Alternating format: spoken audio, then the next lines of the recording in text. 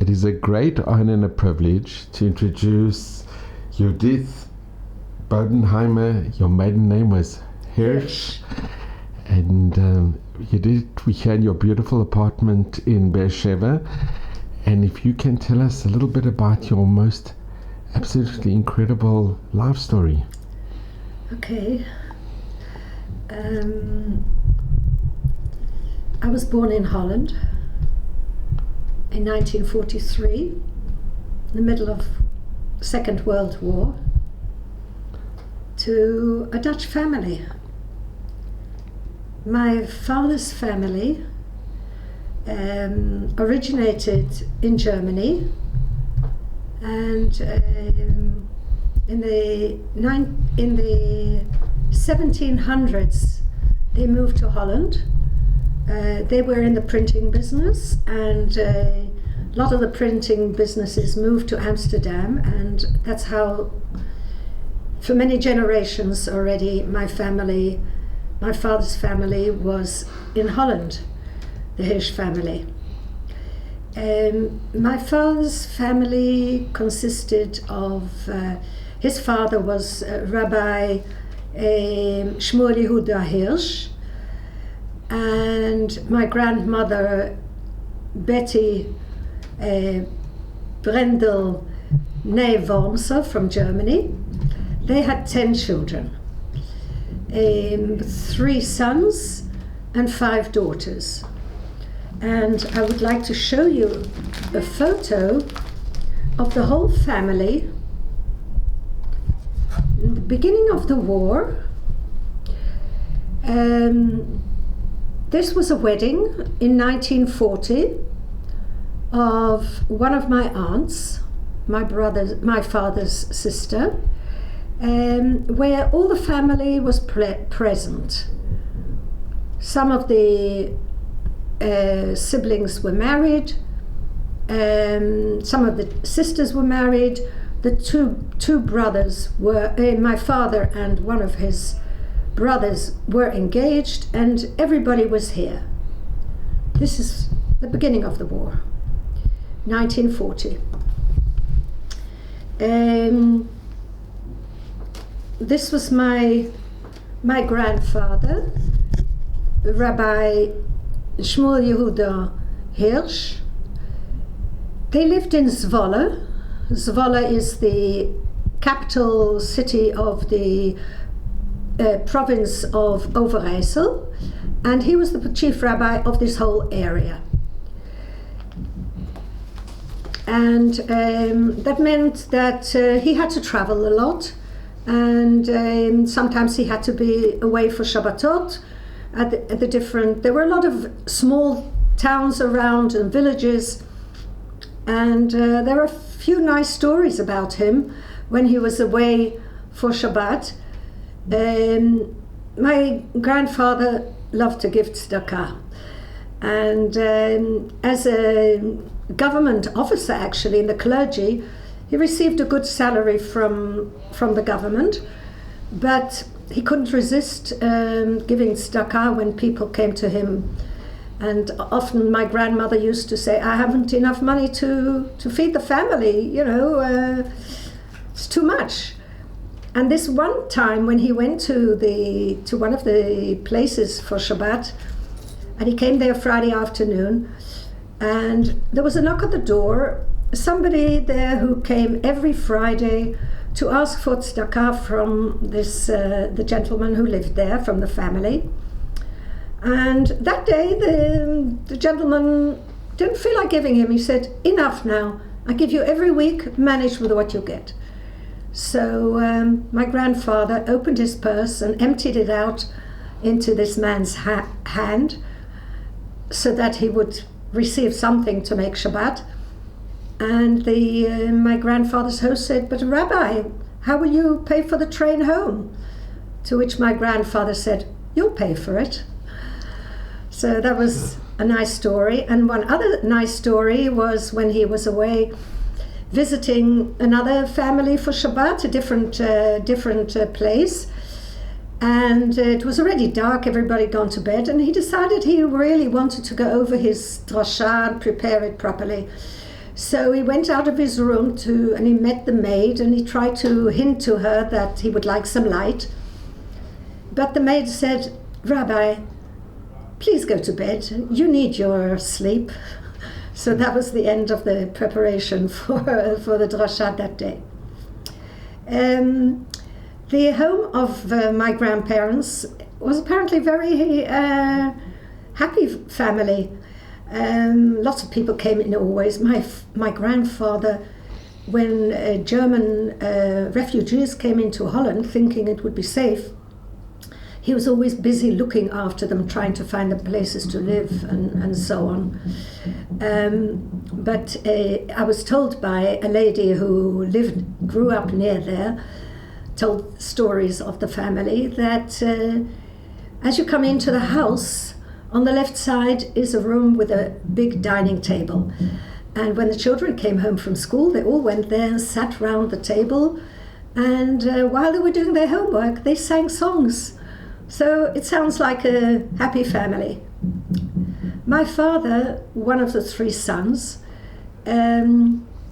was what they call a chevreman. He was not such a learner, but more a doer. And he organized all kinds of things. He helped his father with collecting money to send to Israel. I forget the name of the organization. It still exists today. And whenever there was some going on, he used to collect the money and organize things. And one special thing about him is that he was a traveling salesman for bicycle parts, which, of course, in Holland, people are on bicycles all the time, so this was good business. And he organized, and in Holland generally, a lot of the Jewish men were traveling salesmen. And he organized that in all different places around Holland where there were Jews, he organized that there would be kosher sandwiches for the people, for the travelers to buy as they were traveling miles and miles all over the country. That's a little about my father's family. My mother's family, my grandfather was called Shmuel Binyamin Nathans. He was a doctor. And the family lived in Groningen.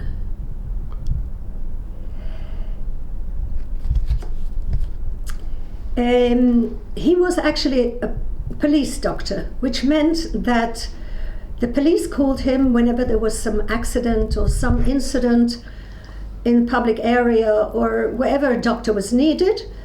My grandfather already had a car, an old Ford, and he had a bell in it. So when the police needed him, they rang his bell, and then he rushed to the closest house that had a telephone. Not everybody had telephones yet in those days. And then he used to call the police to find out where he was needed. He was also present at very many sports occasions, football games, and my mother used to sometimes go with him. My mother was very fond of him. They had a very close connection. My mother, her first name was Renee Selma Nathans, and she was a secretary by profession. My grandmother, first of all, was called Netje, from the family Zadoks, and I'm called after her. My Dutch name is Nettie. She came from a well-to-do family, and they lived in a big house with 2 maids. Now, this helped my grandfather, who had to see patients also on Shabbat. So before Shabbat, during the week, he used to prepare a lot of prescriptions for remedies, for medicines that were often used. And then on Shabbat, after he came home from shul, he used to sit in his office at home receive patients, and then the maid would write the name of the patient and the date. All these prescriptions were already ready and signed, and that's how he could keep Shabbat and also see to his patients, to his clinic.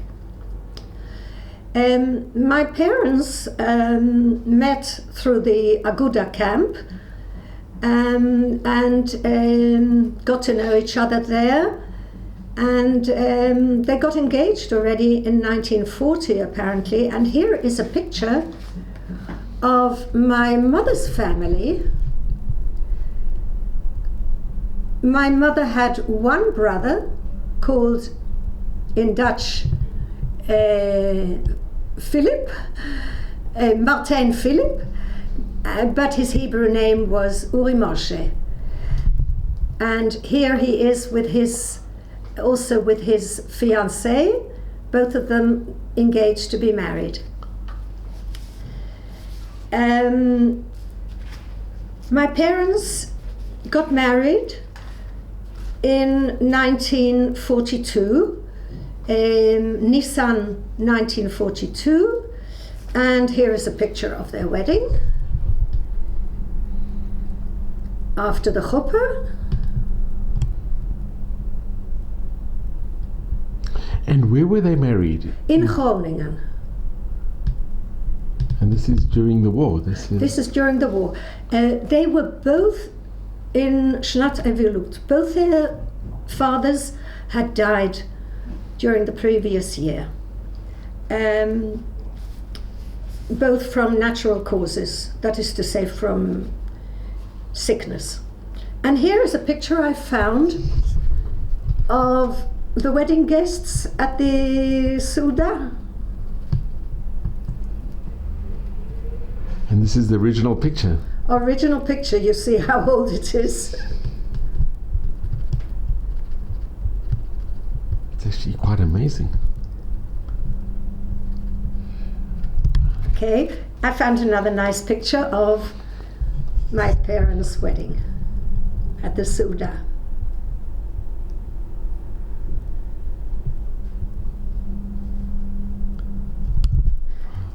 My mother then was 26, my father was 30.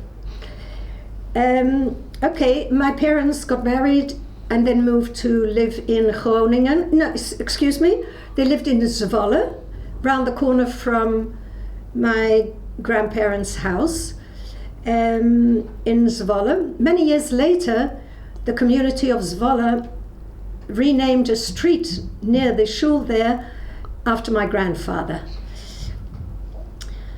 Well, life during the war was not so good, with all the limitations for the Jews, but my father went on working, traveling the railroads, selling. My mother stayed at home, and Baruch Hashem, she became pregnant after 3 months, and they prepared for the birth. Well, it took almost a year for things to be, gradually things became worse in Holland generally. I won't detail that much. One can read about that in all the books.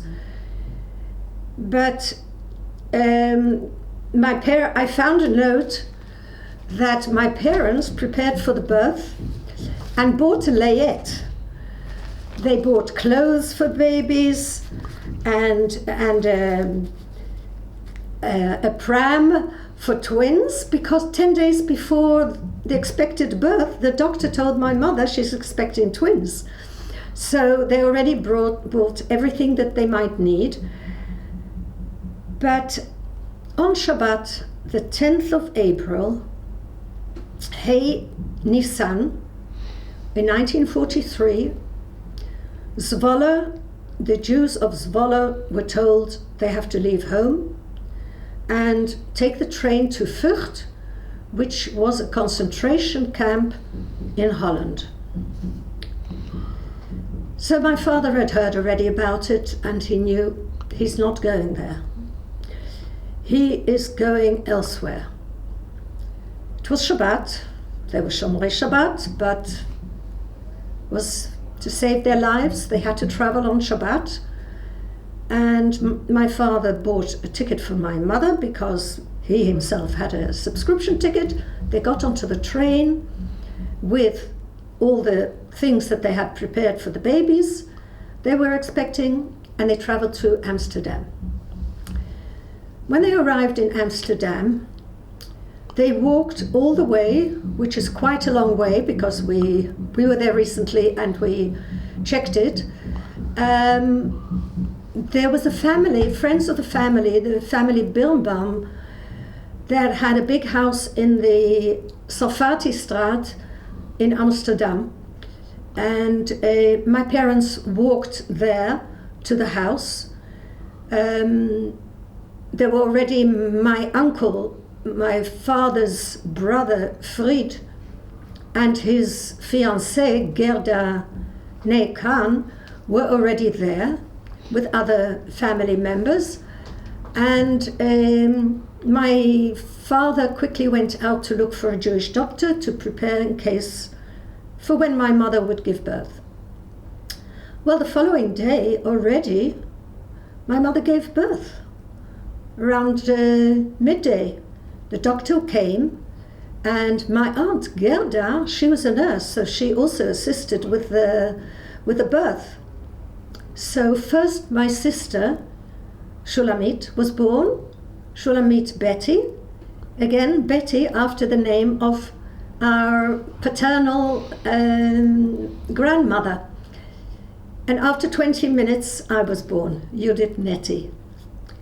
Of course there was great happiness in the house, 2 healthy babies at a good weight, and the parents had brought everything they needed for the babies, and they were all... Was it a home birth? It was a home birth, yes, a home birth, and all went well, Baruch Hashem.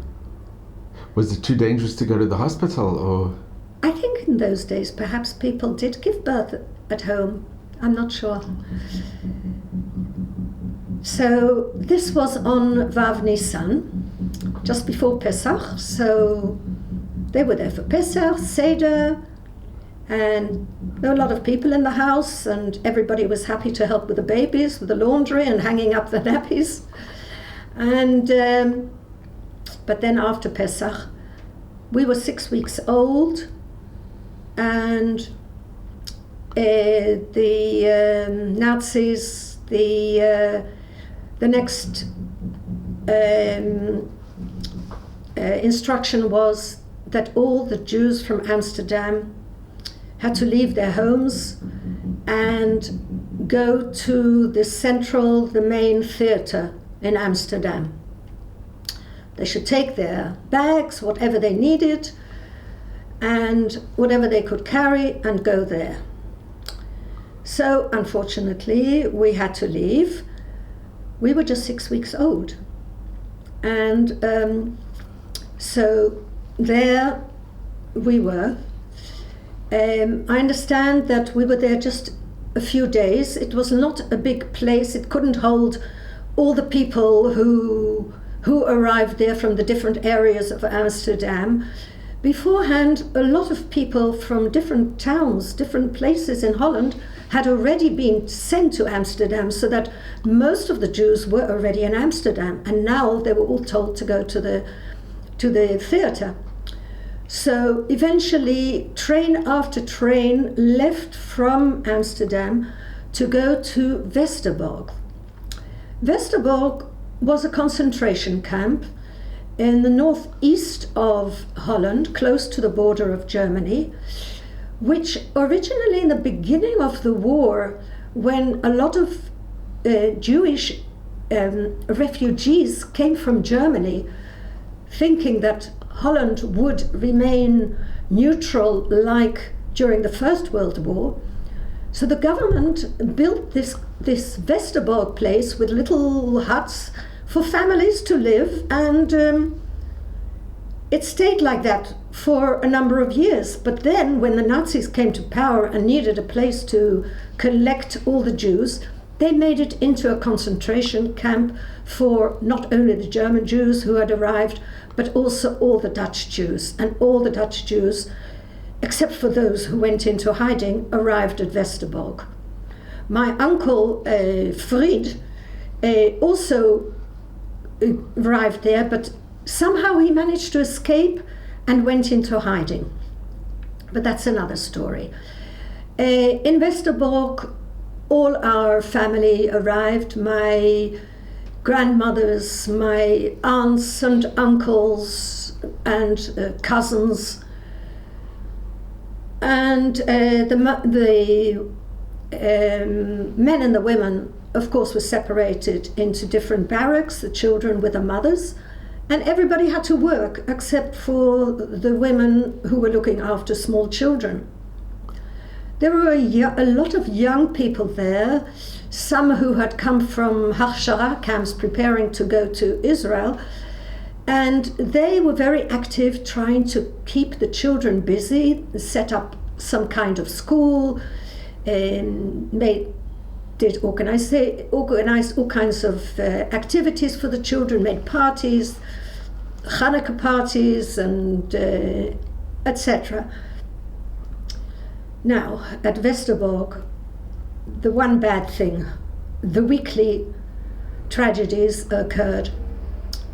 From Westerbork, trains left to the east once a week on Tuesday. To the east meant people didn't know what the east was. They thought it's to working camps. But in fact, they went to Auschwitz, to Theresienstadt, or to Sobibor. Every Monday evening, lists would come out with 1,000 names of people who the following morning would have to take their packages, their belongings, and get onto the train that would take them east. These were terrible evenings. People used to cry and take leave and try to get off the list, but trying to get your name off the list would mean somebody else would replace you. These were terrible dilemmas. But so it happened that my grandmothers, my aunts, my uncles, most of them were deported. My grandmother, my mother's mother, one evening, it was July, so we were there from May to July, 2 months. Her name appeared. But 2 weeks beforehand, her son, my mother's only brother, with his pregnant wife, were already transferred. They were already on the list and had gone east. And now, 2 weeks later, it was my grandmother's turn. My grandmother came to my mother to say goodbye, to tell her she's leaving, she's on the list. But my mother was sleeping. And my grandmother didn't want to wake her up because my mother had difficulty with bringing up 2 small children and she needed to sleep. So what did she do? She wrote her a letter. I looked for the letter. I found it some years ago, but at the moment I couldn't find it. So I will just tell you about it. She wrote, "Dear Renee, I'm on the list as I expected, but I am accepting my fate. I hope to meet Martin and Jenny when I arrive. Meanwhile, don't worry about the girls, the babies. They're strong. You have plenty of milk. Just be happy, look after them, and you have Benz to help you look after him. Goodbye, your loving mother," and a kiss. Well, my grandmother was on the train which arrived at Sobibor. She did not meet her son. Her fate was like her son's fate on arrival in Sobibor in the gas chambers. Hashem Yikom Damam. We stayed in Bergen-Belsen until February. So my father was working there, I don't know exactly what, probably some of the time in the kitchen. I have some pictures here that I would like to show you. Here's a picture of us. How old are you at this time? In August, so we were 4 months old. And you know where the picture was taken? In August. But where? In Westerbork. In Westerbork. In Westerbork. This is my sister Shula, and this is me. We were not identical, we still are not identical. And here are two pictures of my parents in Westerbork at the same time in August 1943. Judith, can I ask you, do you know why, in a way, it was a mazal that you were sent to Bergen-Belsen? And yes, I will tell you why. Just one moment, I would like to show you one more item. I found this, it's very old. This is original. I had one of my sisters, but I can't find it.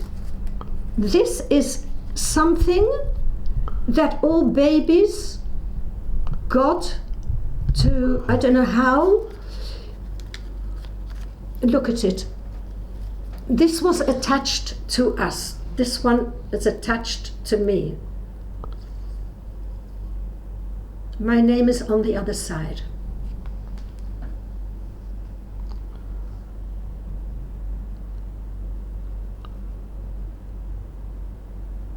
This is Lager Westerbork, 11th of the 4th, 43.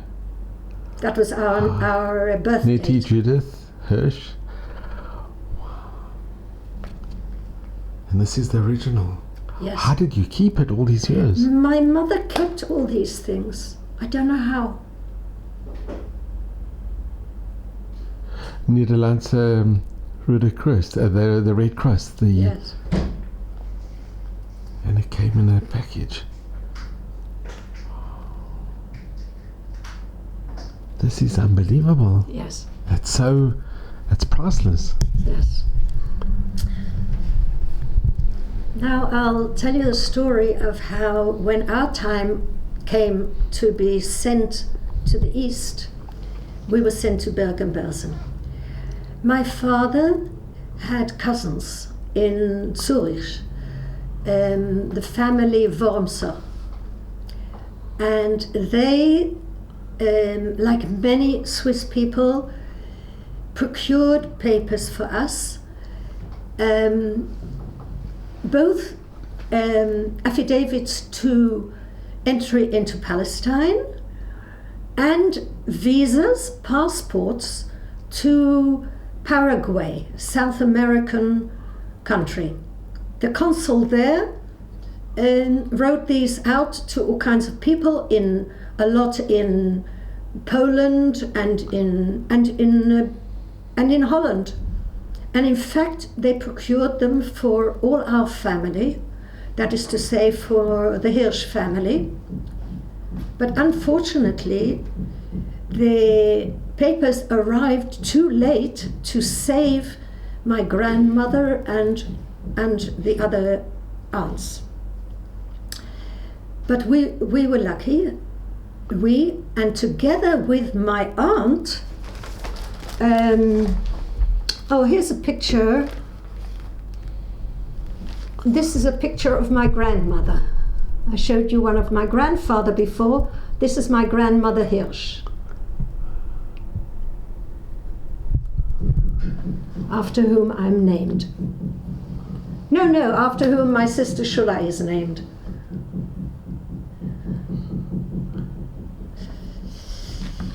Now, together with us in Bergen-Belsen was my aunt, my father's sister, Ella. This is her name. This is my aunt in later years.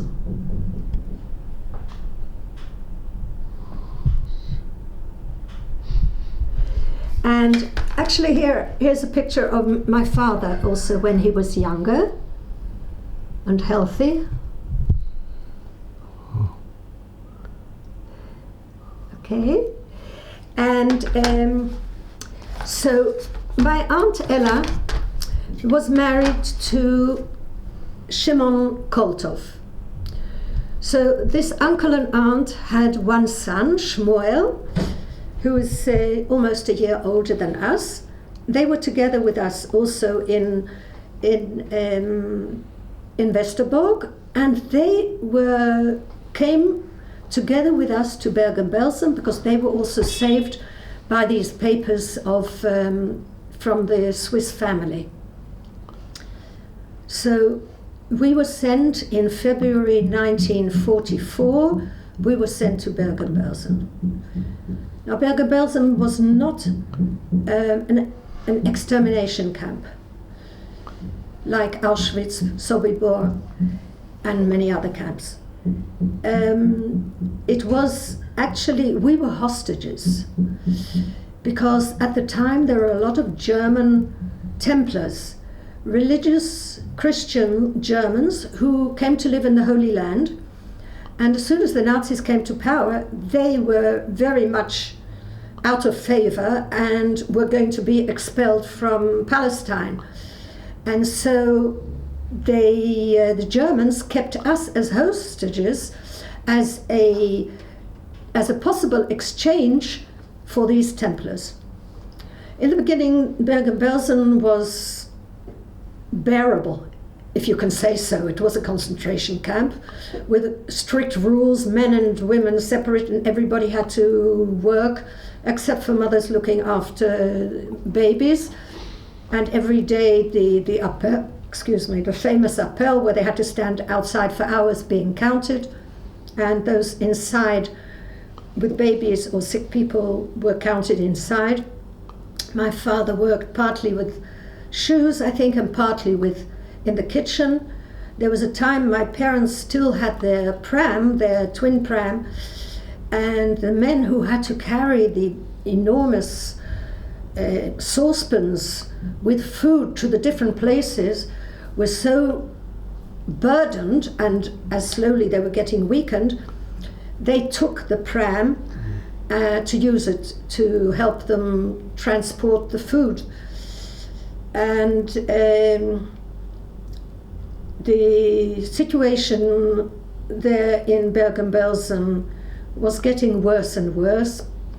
There was a lot of sickness, malnourishment. People died in the beginning a bit, later on much more, of all ages, old, young, babies. We were miraculously saved. It was a miracle, bemet nes, that we were kept alive. Many months my mother had enough milk to nurse us. In fact, she tried to nurse 2 other babies to keep them alive, but they didn't survive. Eventually that ran out because she herself was malnourished, and she used to feed us. We did not develop very well, of course. We just lay in bed crying, and we were, the bunks, 3-tiered bunks, and my mother was on top and we were below, and she used to hand down food to us, and we were crying. And there was a time when my mother was also ill and had to be in the infirmary, and then we were brought over to my father, and he would look after us, and he could not work because he was looking after us. And sometimes he was a little sorry that he had to return us to our mother when she recovered. But things became worse and worse and worse. Eventually, when the Germans started losing the war and they emptied out Auschwitz and other camps, and there were death marches, many of which arrived at Bergen-Belsen, and the density was impossible.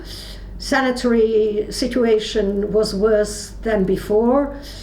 In the very beginning, my mother told me she still had a bucket to wash our nappies at night, and she used to leave them in water at night, and the sanitary conditions were very bad. By the morning, she'd found that somebody had used the bucket for their own needs. There was a lot of typhus as well. There was a lot of typhus. Yes, a lot of typhus.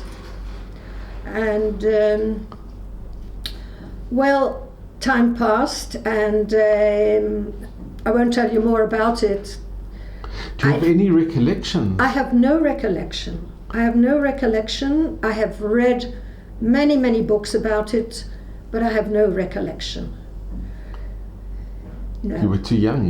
Yes. But nowadays it's known that one's experience pre-verbalization remain in the memory somehow. Towards the end, I'll jump over towards the end. End of the war was coming. The Germans were afraid that the Allied forces would discover what went on there, and they tried to clear the camp, Bergen-Belsen. They got 3 trains, and they told all the people to go onto the trains. Those who could go, who could walk, who could crawl, who could be taken. My mother was sick then, and she was she happened to be in the infirmary, and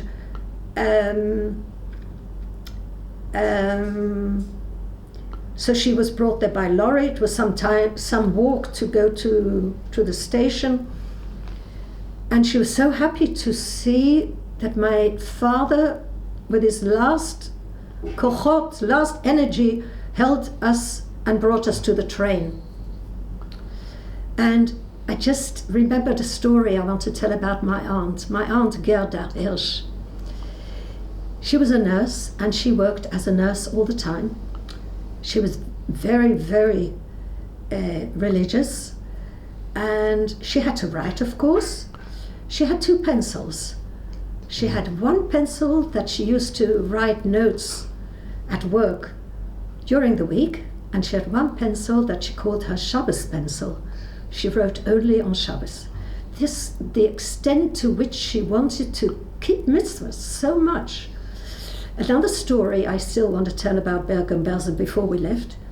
My uncle Shimon, he was a mathematician and a maths teacher.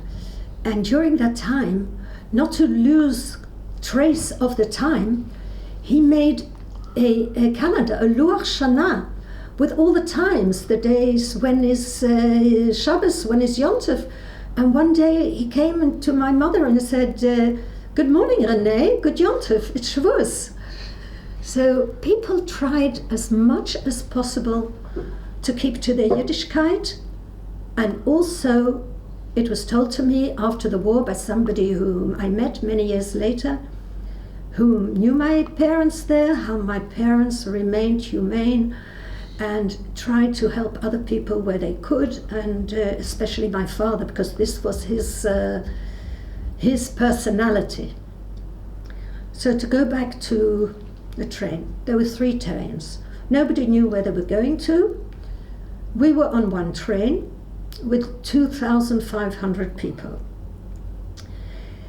We were together in the same part as my uncle and aunt Koltov with their son Shmuel and my aunt Gerda. Now this train traveled along Germany. Bergen-Belsen was in the northwest, and it went east all the way down to Berlin.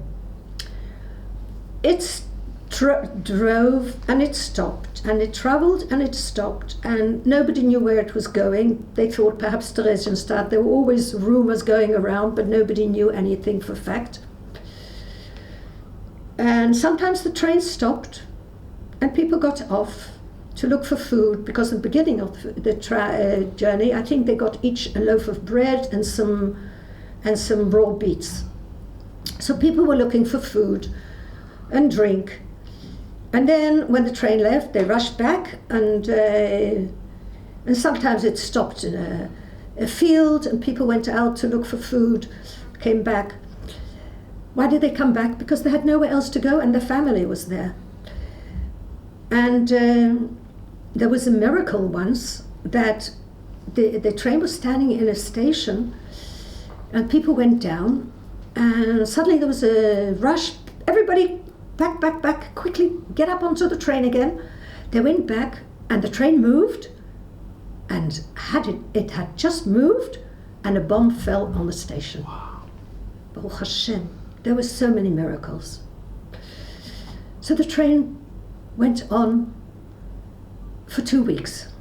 Now, part of the time, of course, naturally, people undernourished and sick with typhus, and many people died on the trip. Every time the train stopped, the bodies were taken down off the train, and the men with this little energy that they had, they dug into the ground and tried to bury these people in a mass grave.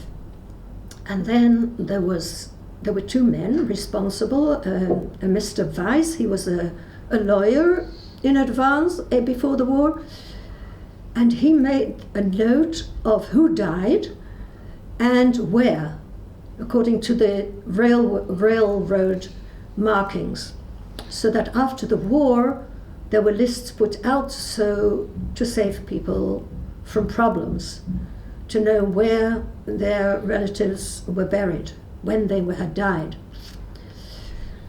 And this happened many times.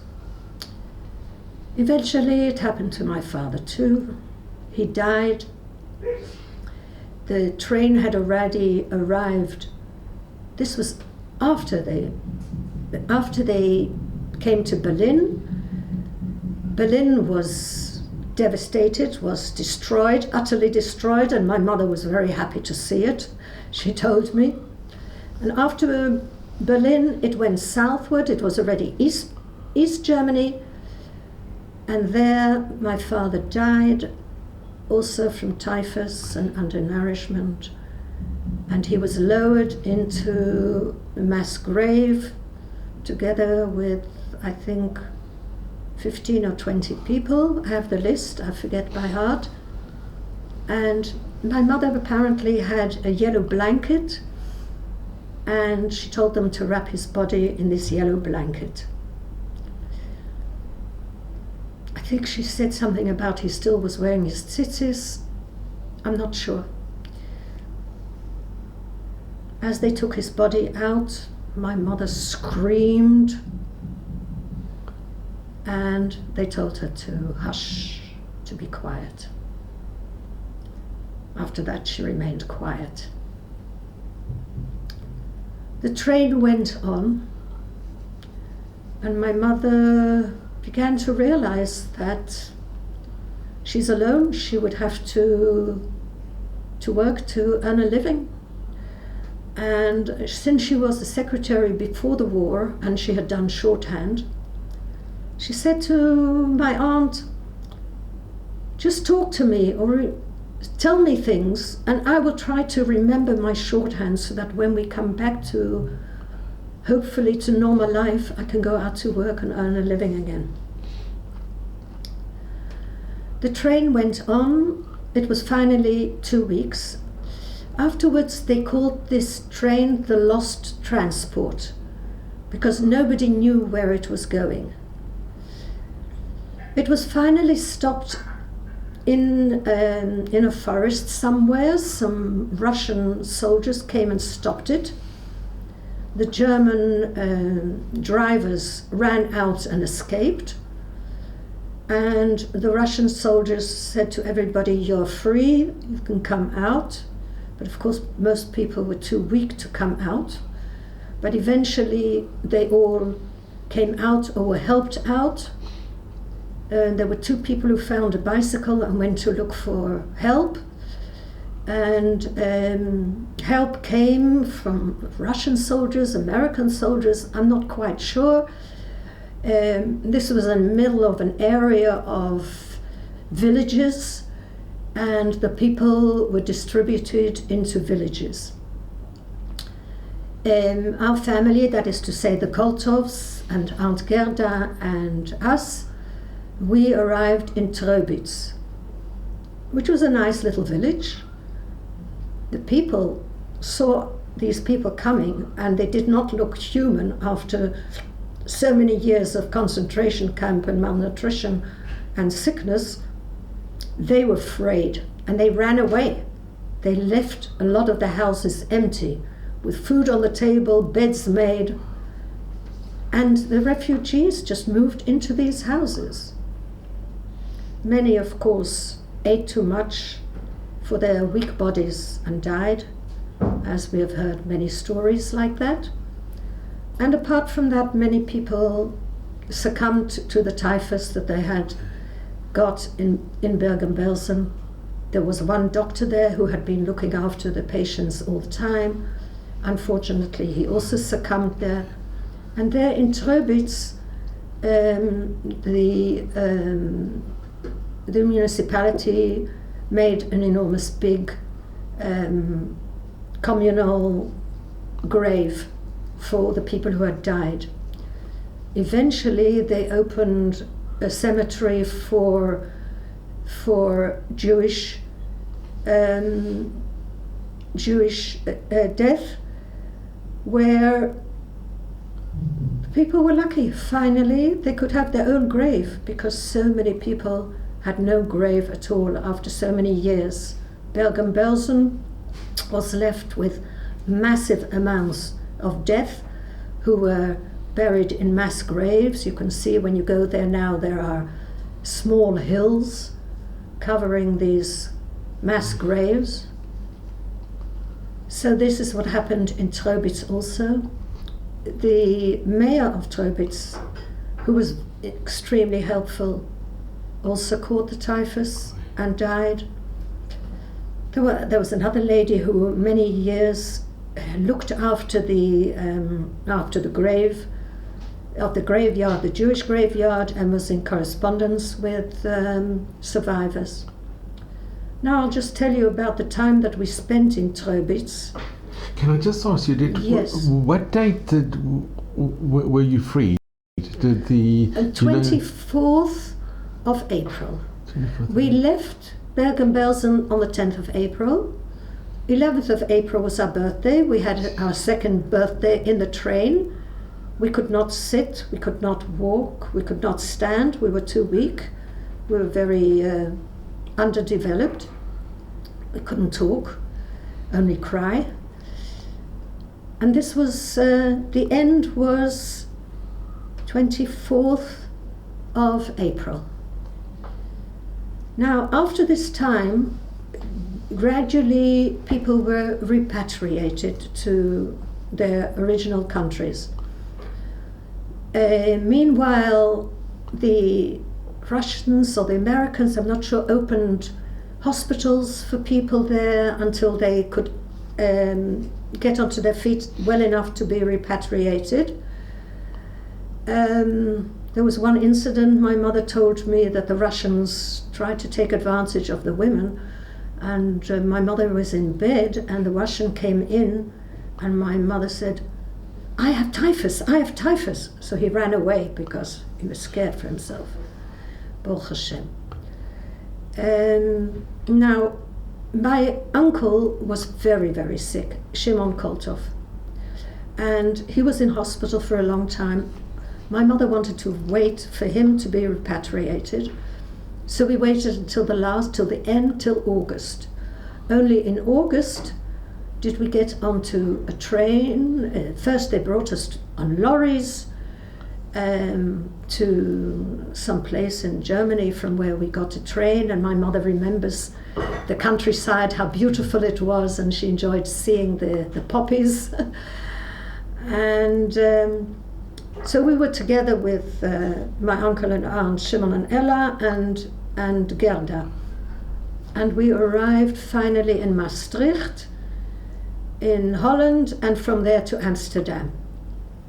in Amsterdam. There were lists already of people who were expected to arrive. People came to the train station, and my aunt Gerda had a sister already in Amsterdam. Don't know what her story was, but she came to receive us. And then we were relegated to one of 2 refugee homes that the government of Holland had established to receive those who came back from the camps. My mother discovered that the home we were in was not kosher, and she asked to be moved over to the other. So we were there together. It's called the Joodse Invalide, which meant that it was actually the original Jewish hospital before the war, and where my aunt had worked before the war. So we were there with the Koltovs and my aunt, and meanwhile my uncle Fried had also returned from hiding, and my uncle and aunt before the war had had a civil marriage, but they hadn't managed to get a chuppah. After the war, they had a chuppah. It was a very, very sad occasion. Very few people arrived. And my aunt, she, till the end of her life, never forgot Bergen-Belsen and always talked about it as if it still happened today. They had one son. They have one son. He lives, fortunately. He's called Chaim, who, Baruch Hashem, has a wonderful family. So we were in the Joodse Invalide. Now, my aunt and my mother were not well enough to look after us yet. So they were still recuperating. And meanwhile, in the Joodse Invalide was a family Birnbaum who had a, remind me please, what is it called? A home for... Orphanage. Yes, an orphanage. Before the war they already had an orphanage. During the war also in Bergen-Belsen they carried on an orphanage and took in children whose parents had died. And now, being back in Holland, in the Joodse Invalide, they again opened it. And they opened it also for children who had come out of hiding, Jewish children who had come out of hiding and had no home. And so we were kept there, and they looked after us. And in fact, there's even a film made of that home, a very happy film, where we were being bathed by the daughter of the Birnbaum family, and we were sitting there, and it was very, very happy. And eventually we spent actually 6 months there. I discovered, looking through my papers, we spent 6 months there. Eventually my mother and my aunt and my uncle recovered well enough to move out of there, but there were very few homes available. There was a shortage of homes. The town also had been bombed, and my mother there at the Joodse Invalide met another widow from Bergen-Belsen, whose husband had died in Bergen-Belsen and was buried there, and she had a son of our age. She was called Tante Ruth, and he was called Jopi at the time. Today he's called David. I have contact with him still today. My mother and Tante Ruth decided to set up home together, 2 widows with 3 children, and then perhaps they have more of a chance to get a flat. And indeed, they got a flat in an old slum neighborhood next to a canal. You know, Amsterdam is built on canals. And we moved there together, and I have just very happy memories of that time. We were good friends, 3 of us playing. Oh, by the way, I have some photos. This is a photo of my mother with us after the war.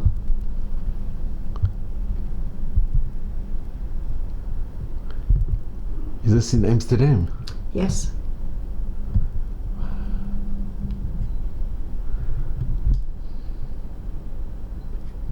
Okay. And then here's a photo in April 1946, I see, of Shula and David and me as we were growing up there, living together. Where are you in the photo? I'm here. I'm in this one.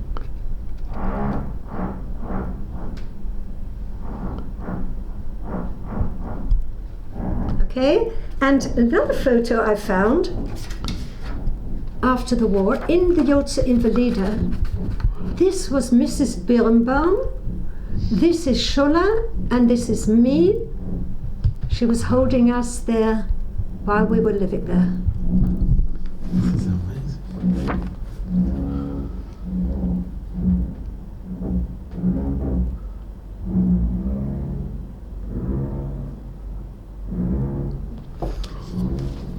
Yeah. So we went to live together, and we started going to kindergarten. And Judith, can I ask, do you Yes. have recollections of this time? Yes, I have recollection. What is your first recollection that you have? My first recollection is in the Joodse Invalide. I must have been walking already. I don't know how old I was. Wait a minute, I must have been about 3. And I met my uncle, Uncle Fried, on the stairway, and he gave me a biscuit. I've no idea if there was. That's what I remember. And so we went to kindergarten together, and on Shabbos we used to walk to shul, and David used to go and sit with Fried in shul, and we were in the ladies section. And we had happy. My mother then went out to work. The government at the time still gave handouts, allowances, I believe.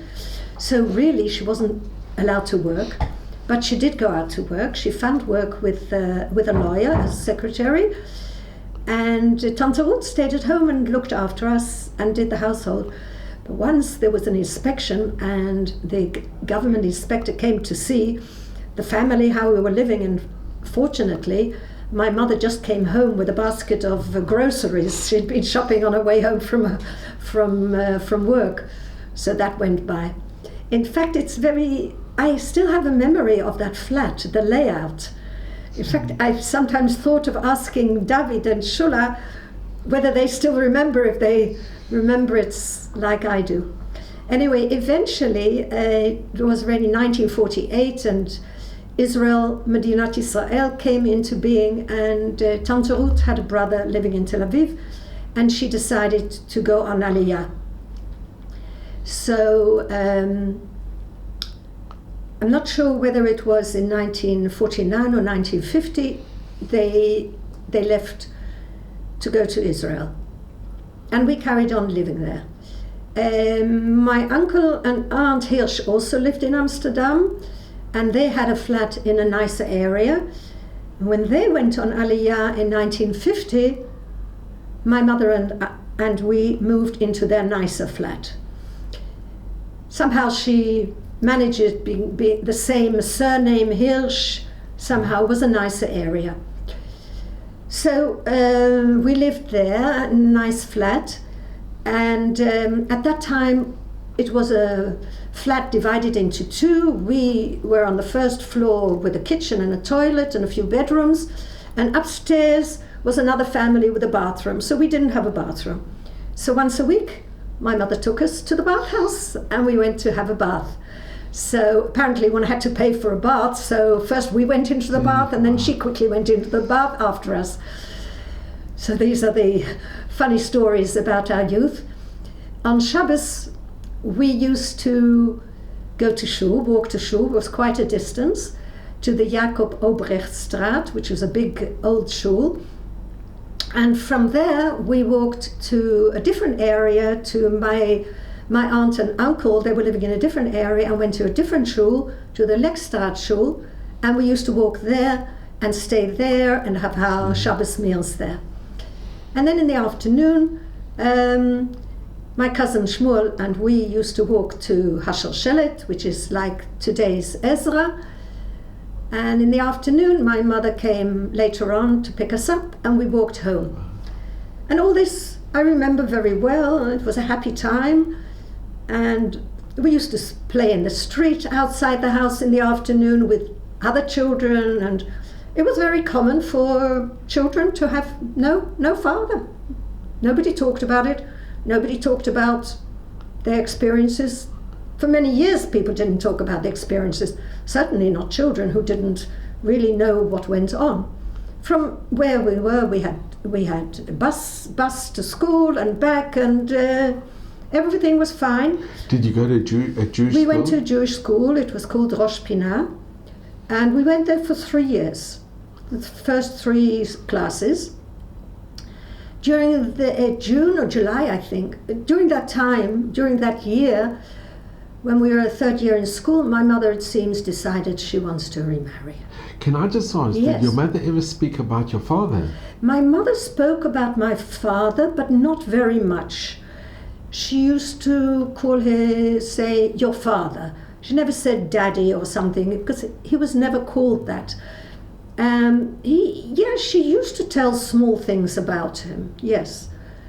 Not much, but she also had photos, so we were familiar with his face. And this picture was always up, and don't remember whether she had other pictures then. Maybe she did, perhaps the engagement, I'm not sure. She did speak, but then she decided enough. She needed to get married. She wanted to eventually, Bezrat Hashem, have more children. So she was introduced to Rabbi Munk from London. This is Rabbi Munk in his later years.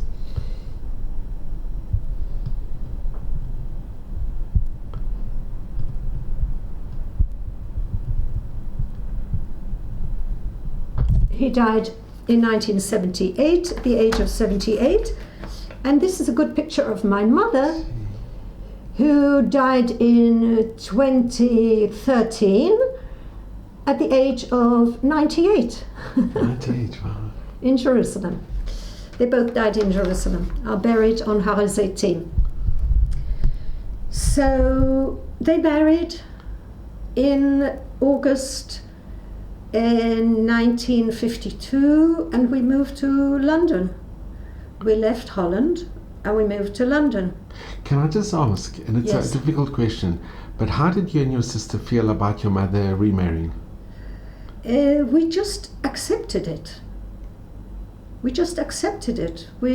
don't remember any discussion about. We were sort of convinced, or they were talking about this would be nice. You would have a father, and that was the idea. You would have a father now, so we would be like other families. So we moved to England, and we learned English, and we went to school there. My mother, from being a very quiet, private person, became a Rebbetzin, a Rabbanit. And she never liked to be called Rabbanit. She used to be called Mrs. Monk. Also the Rav was called Rabbi Monk, not a Rebbe or something like that. It was not a Yiddish. The community in Golders Green was made up mostly from German refugees, German refugees, and that's how the shul came about. My father, my stepfather, had been married to, what was her name, Hilda Spitzer. They had no children. She had died a year or two beforehand. But while they were living in London, people came to, made a shul in their house, made a minyan in his house, which eventually grew to become the Munk Shul.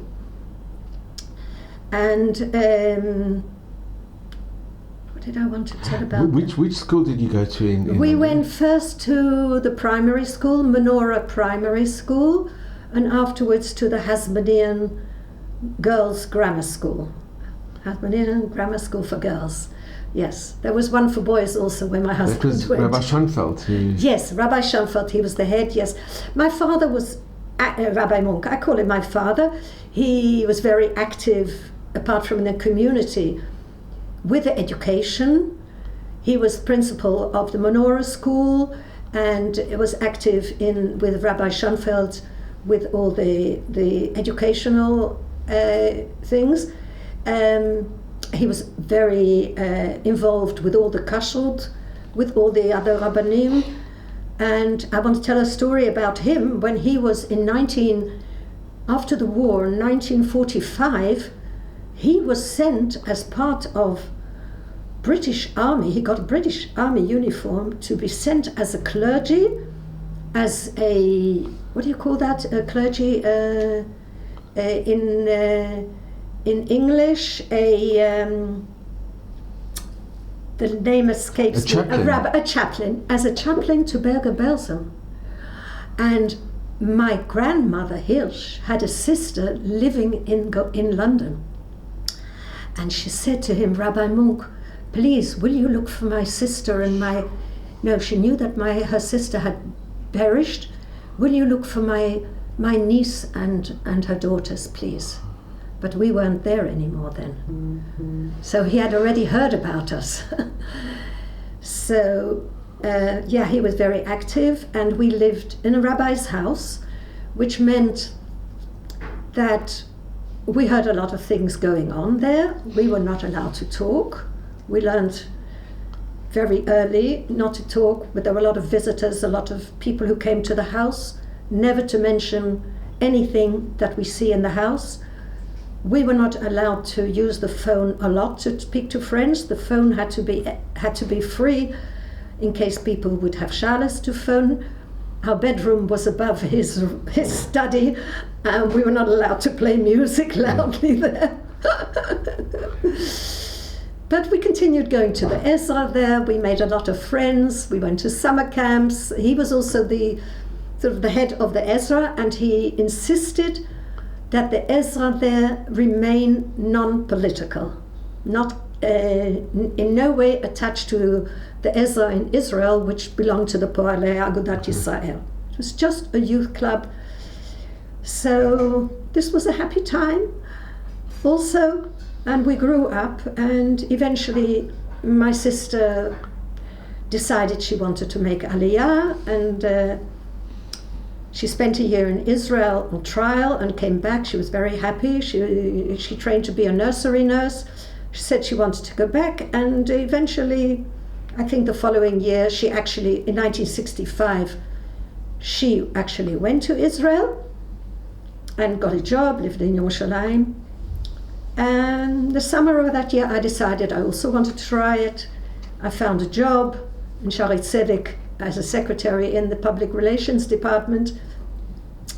And then during that year, I met my husband, and we were engaged, and in 1966 we got married. 1967, the Six-Day War broke out, and before that was a very tense situation in the country. My sister was here, she was still single, and my parents in London demanded that she go home.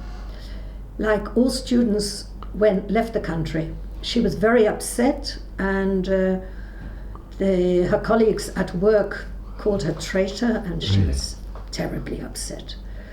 She went back to London and did some more courses, and then my father, Rabbi Monk's brother, Rabbi Michael Monk in New York, invited her to come to New York, spend some time in New York, see perhaps you find your beshert in New York. And that's what happened, and Baruch Hashem, she met her husband, Moshe Teitelbaum. I married Judith Bodenheimer, and she married Moshe Teitelbaum.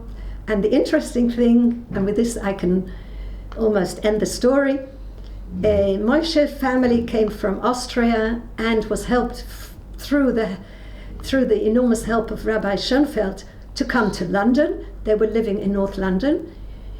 Both Aryeh and Arya was born a week before Shavuos in the Beerstead Hospital, the Jewish hospital in London. Moshe was born in the same hospital 6 weeks later in London. But then when he was 6, they moved to America. And Arya's family, who lived in London, moved to Israel in 1950. So we met here and Shula met there. It's and unbelievable. Baruch Hashem, we have 5 children and many grandchildren and great-grandchildren.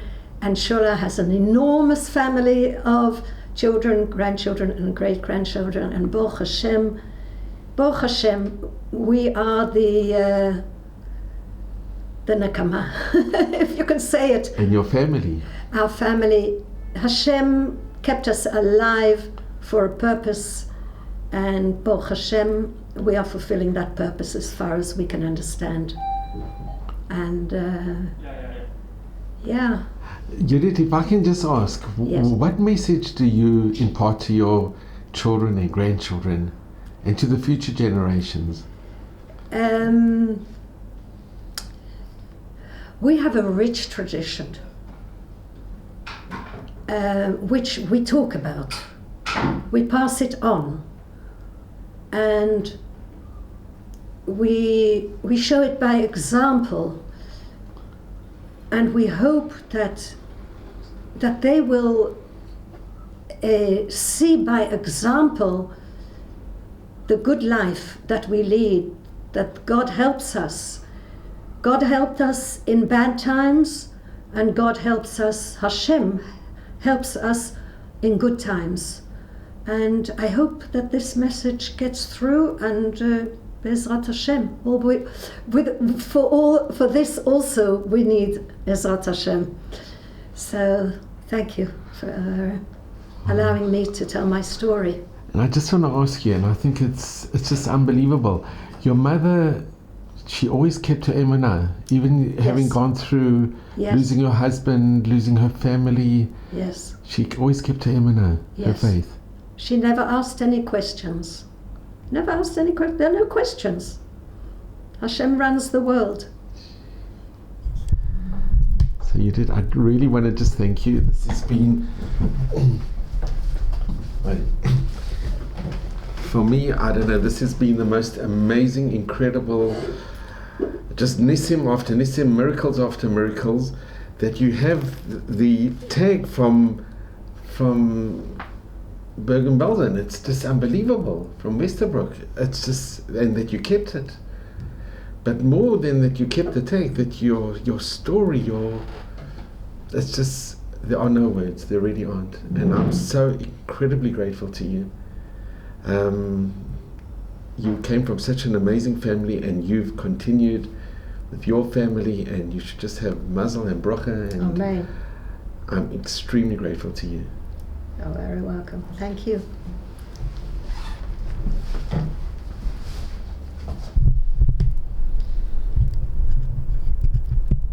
In 1995, 50 years after the war, we went on a trip to Treubitz, back to all the places that we were in.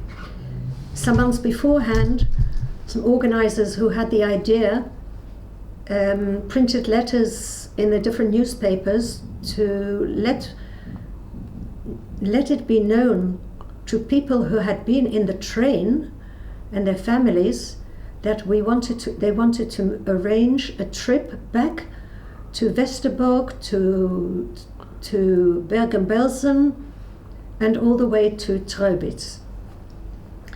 I remember there was a meeting in Tel Aviv where many people arrived, and the organizers told us about the trip that would take place right after Pesach.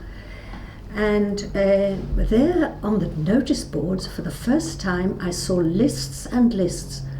One of the lists was the list of people who had died on the train, 500 people out of 2,500 who had been buried along the train tracks during that journey.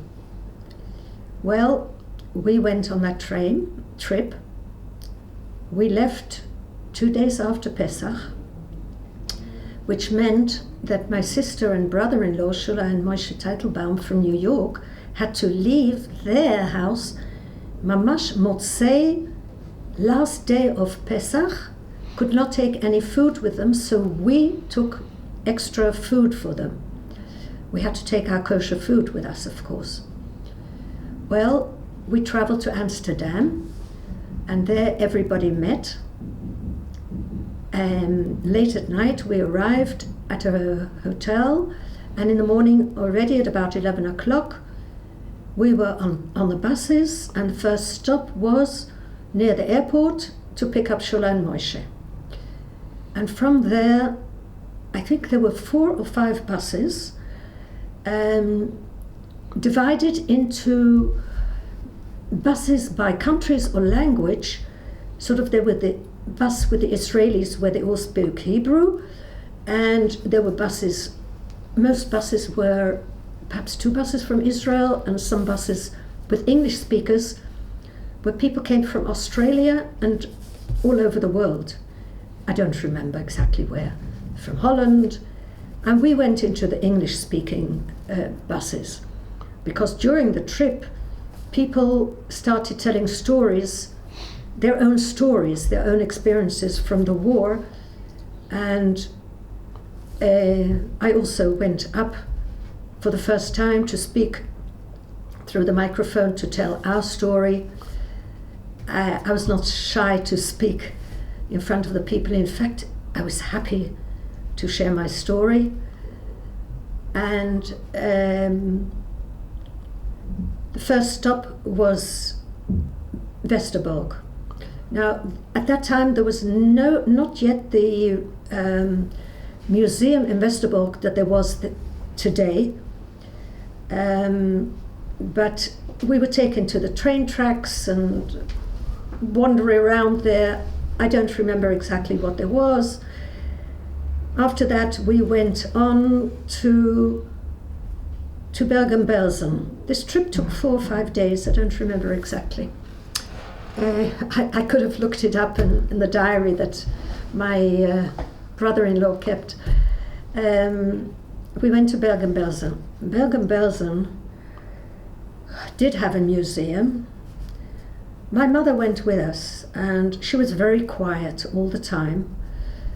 And she said, "This is not the Bergen-Belsen that I remember, a smelly place."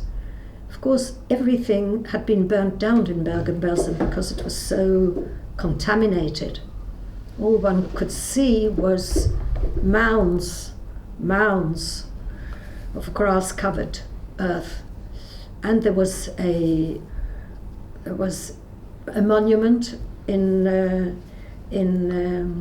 memory, and there were several tombstones that private people had put there in memory of their family. And in fact, my early friend David, he also had a tombstone made for his father in that area. There was a very serious commemoration there at that monument. Everybody stood around. There was a rabbi from nearby Germany somewhere who said words. There was a rabbi from America, Joseph Pollack. He spoke remarkably well, and he has written, it's worth reading what he has written about his experiences. And other people talked, and gradually people got to know each other and reminisced about their common experiences. Of course, everybody was so many years, 50 years older than then. In fact, we met there a young woman who had been a young girl, teenage girl, when we came to Bergen-Belsen, and she saw us, and she saw my mother with twins, and she said, "Hey, I remember when you came in that day. I've never before seen a mother nurse her babies." And the interesting thing was, on that train, we met another set of twins, a boy and a girl. They were a bit older than us, And this lady, Marianne, forget her name now, had written a book also about the book called The Four Pebbles. She used to play a game of 4 pebbles, meaning her children, and as long as she had 4 pebbles, her family would survive. So this was Bergen-Belsen. We wandered around, and then we went to, I think, to Brunswick to sleep in a hotel, and they took us to historical places. Wherever we were, Brunswick, I think we went into the shul there, and then Dublin, there were ceremonies, memorial ceremonies everywhere.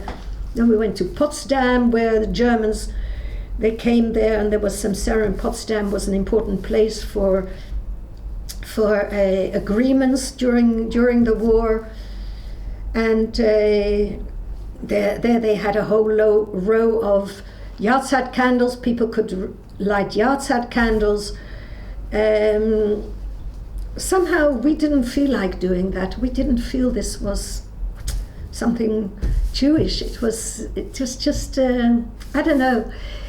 It was I don't know. I can't explain it. We didn't light the Yahrzeit candles. We light Yahrzeit candles when we have Yahrzeit, and which happened to be on Hey Iyar. Our father died. We came to Tröbitz. We were staying in good hotels in all these places, and Tröbitz. Oh, in Potsdam, I want to tell again how God arranges things. Hashem does things in His way. Just 6 months beforehand, a young Chabad family came to live there and, do their Chabad work. And so they cooked a warm kosher meal for us. So, and they were there just a few months, and they were planning to leave soon. God placed them there just for us for that meal, because other than that we had to have our own meals. There were no kosher meals around. Finally we came to Tröbitz, and we were received there as very important people, and the police accompanied us. They were very worried in case some anti-Semites would harm us. And as we drove to Tröbitz, there was a police helicopter overhead, and police escorts for the buses. When we came there was a hall arranged, also with food, cold things, and the mayor there was a museum made. Children there had been prepared, the school children had been prepared for our visit and learnt about the history. And we could wander around there and see the places. And this lady whom I told about, who looked after the graves from then, the Jewish cemetery, still there, and met us there. We got presents there, souvenirs of, and then we were taken around to the common Kever Achim, and finally we were taken to the cemetery. There we saw the Jewish cemetery, and as it happens, I saw the cemetery of mother of a friend of mine from London, whom at the time I wasn't sure of her history. Now I know it. And there our organization had put up a whole memorial wall with the names of the 500 people who had died during the course of that trip. Of course, my father's name was on it. And there was a train trip. Pardon? The train. On the train, during the train. And during the lost transport. It was covered, and my mother was called upon to remove the curtain. And there was a very, very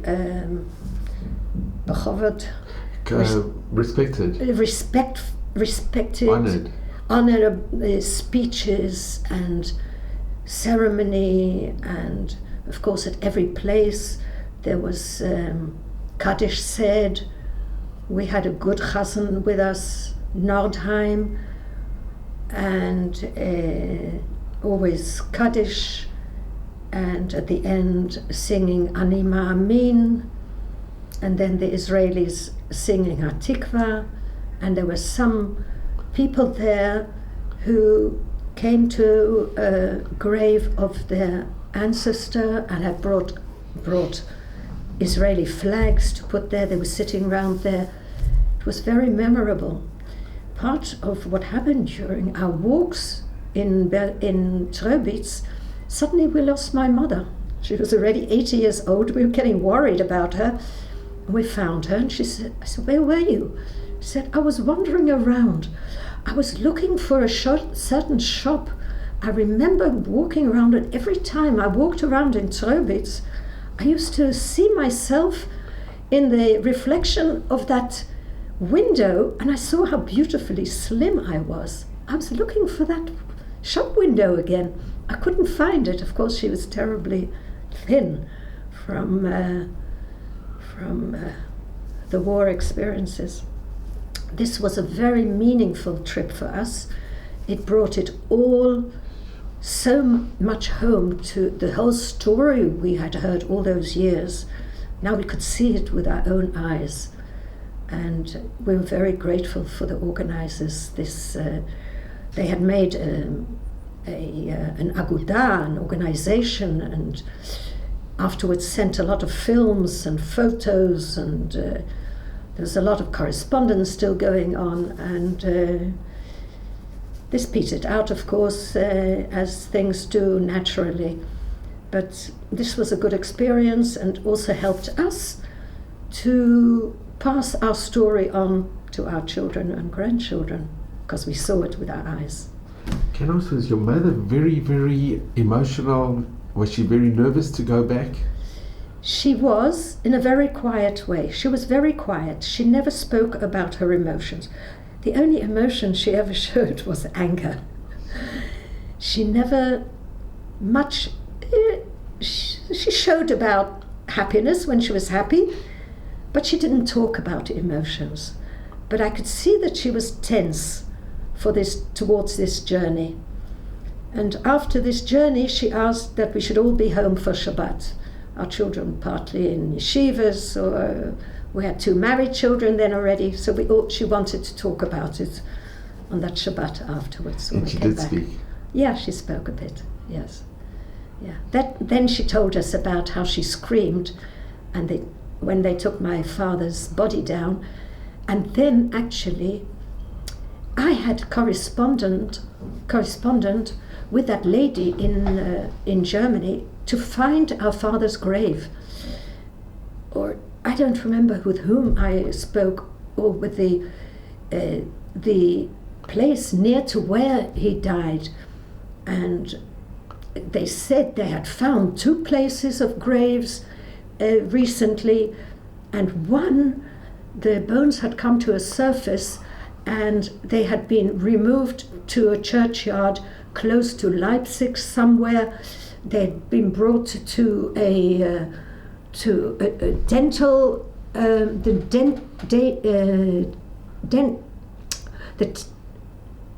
the teeth had been evaluated for forensic. Yes. Forensic dental. So I tried to contact.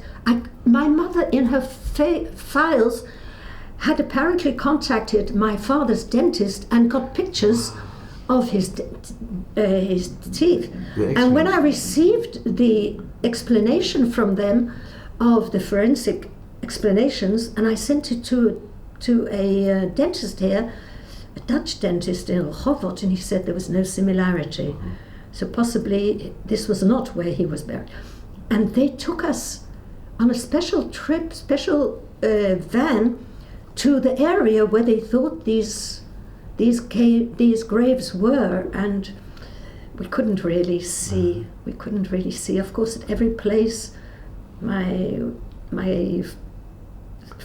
brother-in-law was all the time saying Tehillim. I remember at all these places. They took us to this graveyard where these other bones were buried. This was an extreme. Apparently, that yellow blanket that my mother was looking for that yellow blanket at the grave, and they hadn't found anything like that. Apparently, it was a blanket of ours. Nothing came up of that trip. That was a pity. It was a disappointment, and my brother-in-law kept on saying, perhaps you can look further, but I did hear a story of somebody after many, many years, the Birnbaum family, I think, who found their mother's grave after so many years. I don't remember the story. Perhaps it's something for you to discover. Was it the Birnbaum family or Emmanuel family? Perhaps Emmanuel family. I'm not sure. Anyway, but miracles happen. It was a very very memorable, and it was like important trip. In a way, closing a circle. Yes. Judith, thank you so much. You're welcome. Thank you. Yeah, well, you've seen the past, and this is our future. Baruch Hashem, this was at our 50th wedding anniversary with our 5 children. 1, 2, Tzvi, Reuven, Uri, Elisheva, and Binyamin with their families, and here the whole crowd saying hello.